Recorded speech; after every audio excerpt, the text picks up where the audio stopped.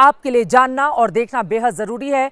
Power of attorney, किस तरह से आज भारत के लोगों ने, भारत के मुसलमानों ने, पहलगाम के आम लोगों ने प्रधानमंत्री नरेंद्र मोदी और भारतीय सेना को दे दी है।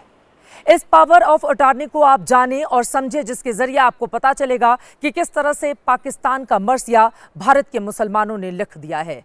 पाकिस्तान जो आतंकवाद बोता है उसको पाल पोस कर बड़ा करता है और हिंदुस्तान के खिलाफ हमेशा साजिश में रचा बसा रहता है। लेकिन आज भारत के मुसलमानों ने दो टूक स्पष्ट संदेश दे दिया है और प्रधानमंत्री नरेंद्र मोदी समेत सेना के अधिकारियों से कह दिया गया है कि जो भी करना हो वो करो, लेकिन बदला जरूर लो। एक एक करके पॉइंटर्स आपके सामने रखते हैं कि आज भारत देश में क्या क्या हुआ है। आपको बताते चले, भारत सोचे नहीं पाकिस्तान पर हमला करे, भारतीय मुसलमानों ने आज ये बातें कही हैं। आतंकी और उनके आका दोनों को मारो, पाकिस्तानी आतंकवादियों पर आखिरी वार हो, पाकिस्तान का वजूद मिटाना पड़े तो मिटा दो, सेना पीओके तक नहीं जाए बल्कि उसके आगे इस्लामाबाद पहुंचे। और अब देखे जाइए कि भारतीय मुसलमानों ने देश के अलग अलग हिस्सों में आज जुमे की नमाज के बाद किस तरह से अपनी संवेदनाएं मृतकों के परिवार वालों के प्रति प्रकट की और पाकिस्तान को किस तरह से दो टूक संदेश दिया। आज जुमे की नमाज का अवसर था। आपको बताते चले, उसके ठीक पहले देश के अलग अलग हिस्सों की मस्जिदों में काली पट्टी बांटी गई और उसको अपने बाजू पर लगाकर मुसलमानों ने पहलगाम में हुए आतंकवादी हमले का विरोध किया। उनकी ओर से दो टूक कह दिया गया है कि आतंकिस्तान को सबक सिखाना इस बार बेहद जरूरी है।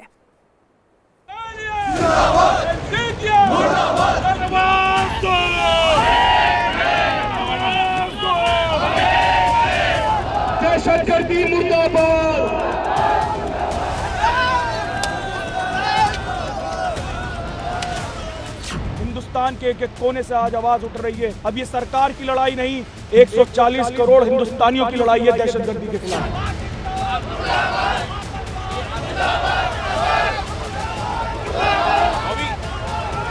जिस तरह उन्होंने उन लोगों को गोली मारकर शहीद किया गया है, आप हम लोगों को भी इजाजत दीजिए, हम लोग भी उनके सीनों में गोली मार के आएंगे। पुरानी दिल्ली का नागरिक 140 करोड़ देशवासी हिंदू हो, एक सच्चा मुसलमान होने का सबूत देना चाहते हैं।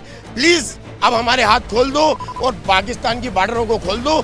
हम सारे मुसलमान जाके उस पाकिस्तान को निस्तो नाबूद कर देंगे।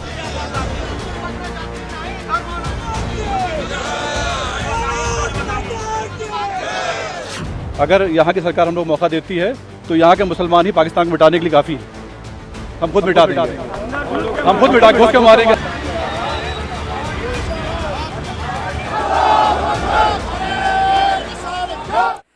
कश्मीर कश्मीर कश्मीर 1947 में बंटवारे के बाद से पाकिस्तान लगातार यही राग तो अलापते आया है।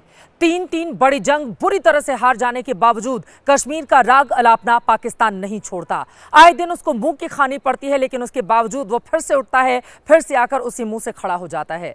आपको बताते चले, लेकिन इस बार की परिस्थिति अलग है। वैसे आपकी जानकारी के लिए ये भी बताते चलें, पहलगाम हमले के बाद कश्मीर से लगातार आ रही तस्वीरें पाकिस्तान की चिंता बढ़ाने वाली हैं। आपको याद दिलाते हैं, जिन्हें अपने कश्मीरी भाई कह कहकर पाकिस्तान 75 साल से जबरन कश्मीरियों के गले में पड़ा रहा, इन्हें बरगलाने की साजिशों में लगा रहा, पत्थर थमाकर कश्मीरी बच्चों को मरवाता रहा, जिंदगी में बारूद घोल रहा था।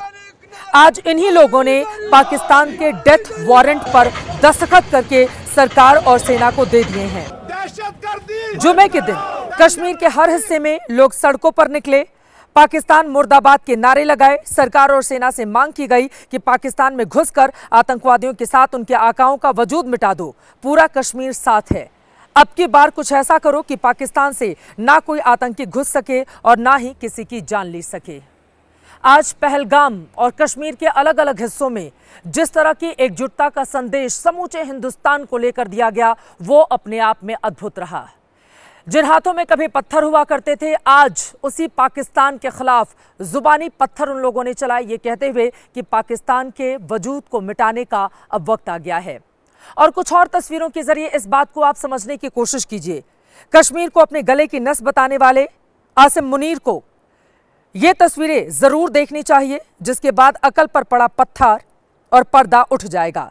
2019 से पहले जिन सड़कों पर पाकिस्तानी भाड़े पर पत्थरबाजी होती थी, आज 2025 में उन्हीं सड़कों पर खुद कश्मीरी आवाम ये मांग कर रही है कि सेना पाकिस्तान में घुसे और आतंकवादियों का संपूर्ण नाश करे। कश्मीर की मस्जिदों में दुआएं की गई, पहलगाम हमले की निंदा की गई। मीरवाइज उमर फारूक किसी वक्त कश्मीर में अलगाववाद का बड़ा चेहरा थे, जिन पर कभी पाकिस्तान परस्ती के आरोप लगते थे। वक्त और हालात देखे, आज उनके निशाने पर भी यही आतंकिस्तान यानी कि पाकिस्तान रहा।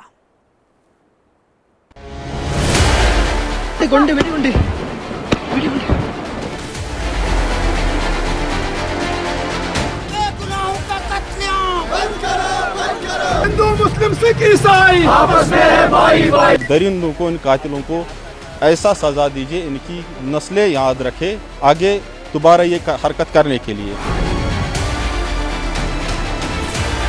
टूरिस्ट हमारी जान है, टूरिस्ट हमारी जान है। हम रोजी रोटी के लिए नहीं रोते हैं, हम इंसानियत के लिए रोते हैं। गुंडे बेटी गुंडे बेगुनाहों का कत्लेआम बंद करो, बंद करो। मासूमों का कत्लेआम बंद करो, बंद करो। इसके खिलाफ कड़ी से कड़ी सजा जो भी है वो हम अगर हमारे ऊपर तक रखेंगे तो हम खुद देंगे।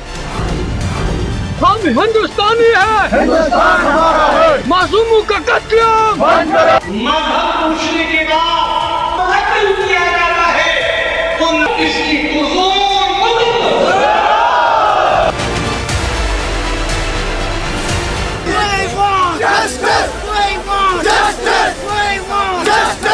यानी जहाँ जुल्म हो रहा हो तो उसकी मजम्मत होनी चाहिए, और हम भी इसकी मजम्मत करते हैं।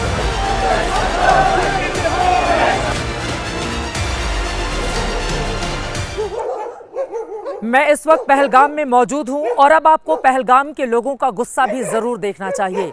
यहाँ के लोगों के गुस्से को मैंने बेहद करीब से महसूस किया है।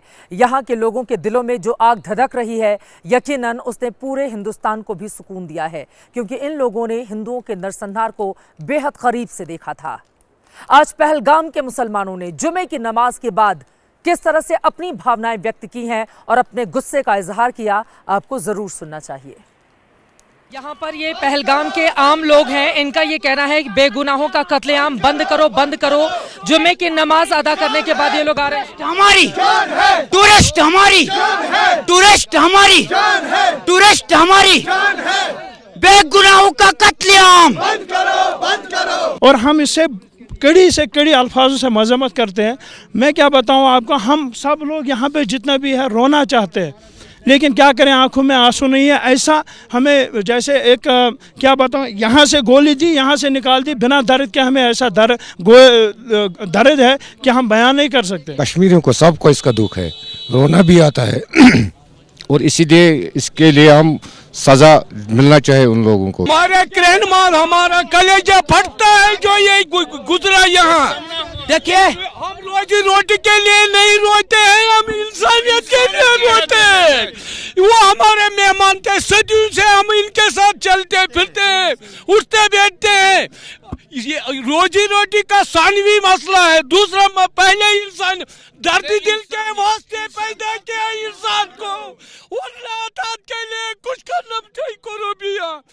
खुदा ताला ने हमें पैदा किया है एक दूसरे का दुख सुख बांटने के लिए, नहीं तो इबादत के लिए लाखों फरिश्ते हैं खुदा को। हम मरते, हम क्या बताएं, जब हम वो वीडियो देखते हैं उस बच्ची का जो 6 दिन पहले जिसकी शादी हुई और उसके पति के सराहने रोती है, हमारे ऊपर आसमान गिर पड़ता है। हम उसी बेटी को कहते हैं तुम्हारे माता पिता से ज्यादा हमें तकलीफ है तुम्हारी। और अब आपको आतंक के खिलाफ एक और तस्वीर दिखाते हैं। एक हिंदुस्तानी होने के नाते इन तस्वीरों को देखकर आपको सुकून जरूर मिलेगा, क्योंकि देश की सियासत हर मुद्दे पर बटी हुई नजर आती है। लेकिन आज देश की मुख्य विपक्षी पार्टी कांग्रेस पार्टी ने सड़क पर उतरकर इस हमले का विरोध किया। जगह जगह कैंडल मार्च किए गए। हिंदुस्तान के हर हिस्से में कांग्रेसी कार्यकर्ताओं ने उतरकर अपना विरोध जाहिर किया। उरी और पुलवामा के बाद सर्जिकल और एयर स्ट्राइक के दौरान हमने जिस तरह की राजनीति देखी थी, अब वैसा बिल्कुल नहीं नजर आया। पूरा विपक्ष सरकार को फ्री हैंड दे चुका है कि वो आतंकवादियों के खिलाफ फिर से स्ट्राइक करे या फिर पाकिस्तान के खिलाफ युद्ध छेड़ना पड़े, पूरा देश सरकार के साथ है। जाहिर है सियासी पार्टियां सियासत नहीं छोड़ सकती। इंटेलिजेंस चूक के सवाल भी यहां पर सरकार से जरूर पूछे गए। ये पूछा गया कि आखिर कमी कहां पर रह गई थी जिसके कारण इतना बड़ा आतंकवादी हमला हुआ जिसमें हमारे 26 लोगों की जान चली गई। सरकार को भी इस सवाल का जवाब देना ही होगा। लेकिन इन सब के बीच ये जो तस्वीरें सामने आई हैं, यकीनन हिंदुस्तानियों के हौसलों को और ज्यादा बुलंद करने का काम इन तस्वीरों के जरिए जरूर किया गया है। प्रधानमंत्री नरेंद्र मोदी ने पहलगाम में हुए इस आतंकवादी हमले के बाद बिहार के मधुबनी से 140 करोड़ हिंदुस्तानियों के साथ जो संकल्प लिया, जो दोहराया और जो बताया कि मिट्टी में मिला देंगे, अब उसकी शुरुआत भी हो चुकी है। प्रधानमंत्री नरेंद्र मोदी की ओर से जिस तरह से दो टूक संदेश पूरे विश्व को दिया गया कि आतंकवाद के खिलाफ हिंदुस्तान अपने एक नागरिक की जान की कीमत को भी इस तरह से जाया नहीं जाने देगा और चुन चुनकर वो बदला लेगा। आगे बढ़ते हुए आपको बताते चले, ट्रेलर हमने दिखा दिया है, पूरी पिक्चर अभी बाकी है। टीवी स्क्रीन पर जम्मू कश्मीर के अलग अलग 4 इलाकों की तस्वीरें रखते हैं। बिजबिहारा और त्राल में आतंकवादियों का घर जमींदोज हो गया है। बताया जा रहा है आतंकवादियों ने घर में विस्फोटक रखा हुआ था। शोपियां में स्लीपर सेल की तलाश में जब हमारे सुरक्षा के जवान आगे बढ़ रहे थे, छापेमारी की जा रही है। बांदीपुरा में आतंकवादियों से एनकाउंटर हुआ है। कुछ आतंकवादियों को सुरक्षा बलों ने घेर लिया है। इनमें से बिजबिहारा में जिस आतंकी का घर विस्फोटक में बर्बाद हुआ, वो घर आतंकी आदिल गुरी का है, जिस पर 20 लाख रुपए का इनाम रखा गया है।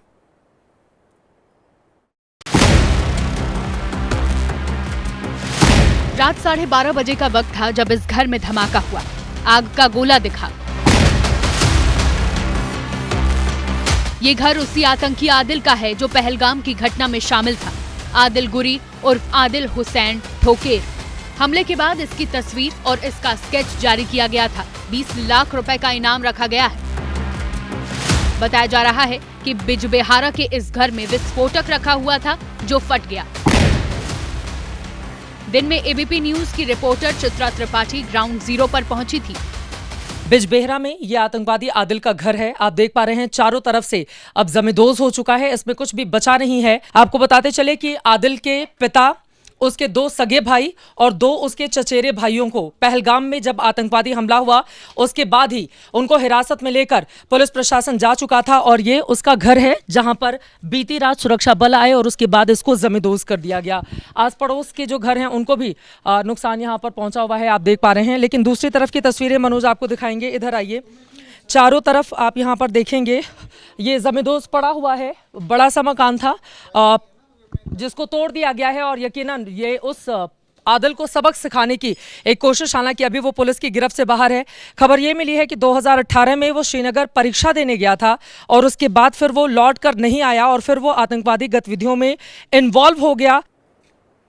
पहलगाम हमले में शामिल आदिल के पिता, उसके 2 सगे भाइयों और 2 चचेरे भाइयों को पहले ही पुलिस प्रशासन हिरासत में ले चुका है।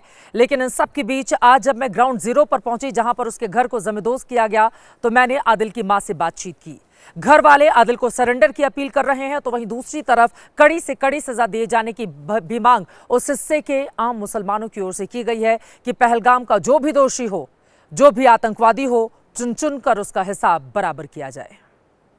आदिल 2018 में यहाँ से चला गया था। वो एग्जाम देने के लिए गया था। उसके बाद से आज तक नहीं मिला। जो वहाँ पर बेगुनाह लोग मारे गए हैं, अगर मेरा बेटा उसमें शामिल है तो उसको कड़ी से कड़ी सजा मिलनी चाहिए। ये जो पहलगाम में वारदात हो गया, हम इसकी पुरजोर अल्फाज में मजम्मत करते हैं। जिसने भी ये किया है उसको उसके अंजाम तक पहुँचाया जाए। हम मरकजी सरकार से यही उम्मीद रखते हैं। वहीं त्राल में आसिफ नाम के एक आतंकवादी के घर जब सुरक्षा बल पहुंचे तो वहां पर विस्फोटक होने की जानकारी मिली और उसके बाद उसका घर भी पूरी तरह से जमींदोज हो चुका है। खबर यह मिली है कि बीते 3 सालों से लगातार वो लापता रहा। पाकिस्तान में जाकर उसने आतंकवाद की ट्रेनिंग ली और अब आसिफ की भी तलाश में हमारी सुरक्षा बल एजेंसियां लगी हुई हैं। तो देखिए पूरा घर जो है वो इस वक्त जो आदिल का घर, यहीं पर उसकी पैदाइश, आसिफ का, शेख आसिफ जो लश्कर तैयबा का कमांडर है, उसकी घर के अंदर की अगर हम आपको तस्वीरें दिखाएं तो देखिए पूरा का पूरा घर जो है वो इस वक्त यहाँ पर नेस्तो नाबूद जो है वो कर दिया गया है। और इंटेलिजेंस इनपुट के आधार पर जो सिक्योरिटी फोर्सेस हैं उन्होंने यहाँ पर ये सर्च ऑपरेशन जो है वो चलाया था और लगातार जो है वो कई सालों से जो है वो उसके पीछे जो है वो लगी हुई थी। और जब उसका पहलगाम टेरर अटैक में जब नाम सामने आया, सीधे तौर पर इन्वॉल्वमेंट सामने आई, तो ये एक बड़ी कार्यवाही जो है वो यहाँ पर जो है वो देखने को मिल रही है सिक्योरिटी फोर्सेस की तरफ से। और इसके अलावा पूछताछ जो है आसिफ के घर की के लोगों से पूछताछ भी जो है वो की जा रही है, जानकारी जुटाई जा रही है, साक्ष्य जुटाए जा रहे हैं कि शेख आसिफ जो है वो कहां पर छुपा हो सकता है।